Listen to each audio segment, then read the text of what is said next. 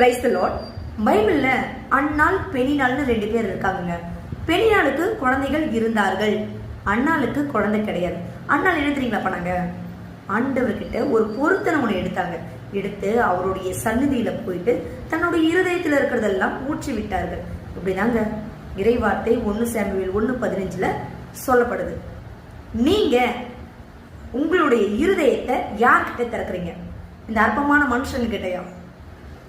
அவங்க கிட்ட உங்க இருதயத்துக்கெல்லாம் திறந்து சொல்றதுனாலயோ, அவங்க கிட்ட போய் எல்லாத்தையுமே ஷேர் பண்றதுனாலயோ உங்களுக்கு ஆறுதல் கிடைக்குதுங்களா? விடுதலை கிடைக்குதுங்களா? இல்ல ஆசீர்வாதம் கிடைக்குதுங்களா? எதுவுமே கிடையாது. பெனினாளுக்கு குழந்தைகள் இருந்தார்கள். பெனினாளுடைய குழந்தைங்களோட பசங்க பேர் தெரியுங்களா? அவங்களுடைய ஜெனரேஷன் பின்னாடி எப்படி இருந்தார்கள்? கிடையாது. அன்னாள் தேவ சமூகத்துல ஒரு பொருத்தனை பண்றாங்க, ஒரு அழகிய குழந்தையை பெற்றெடுக்கிறாங்க. அந்த குழந்தை தாங்க முழு இஸ்ரேலுடைய முதல் தீர்க்கதரிசி சாமுவேல். அந்த குழந்தை தான் இஸ்ரேலுடைய கடைசி நீதிபதி சாமுவேல். சாமுவேல் ஆண்டவருடைய வார்த்தையை இஸ்ரேல் மக்களுக்கு அறிவித்தவர். இஸ்ரேலுடைய முதல் ராஜா சவுலை ஆண்டவரின் விருப்பப்படி அபிஷேகித்தவர் இந்த சாமுவேல். அவரை மட்டும் இல்லங்க, தாவீது ராஜாவையும் அபிஷேகம் செய்தவர் இந்த சாமுவேல். அவங்களுக்கு 2 குழந்தை இருக்கு, 4 இருக்கு. எனக்கு ஒரு குழந்தை கூட இல்லையே. இத்தனை வருஷம் ஆச்சு மேரேஜ் ஆகி, நாட்கள் வருடங்கள் கடந்து போயிடுச்சு, குழந்தையே இல்லையே. கலங்காதீங்க.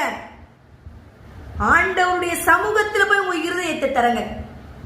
மனுஷங்க, அற்ப மனுஷங்க முன்னாடி மட்டும் போய் நின்றாதீங்க.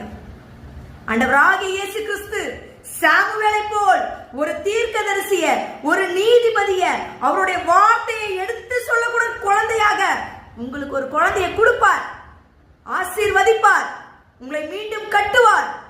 உங்க இருதயத்தை திறக்கிறதா தான் ஆண்டவருடைய சமூகத்துல போய் அவருக்கு முன்னாடி மட்டும் இருதயத்தை திறந்து கொட்டுங்க. மற்றவங்க கிட்ட எல்லாம் இருதயத்தை கொட்டுறாதீங்க. யாரா வேணா இருக்கட்டும், நானா இருக்கட்டும், பாஸ்டரா இருக்கட்டும், தெரிஞ்சவங்களா இருக்கட்டும், ஒரு மனுஷங்க சொந்தக்காரங்க, அப்படியே பயங்கர நெருக்கம், எப்படி வேணா இருக்கட்டும்.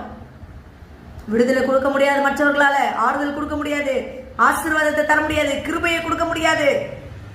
இது எல்லாவற்றையும் செய்யக்கூடிய ஒரே ராஜா, மகாராஜா, ஒரே ஒருவர், ஆண்டவராகிய இயேசு கிறிஸ்து மட்டுமே.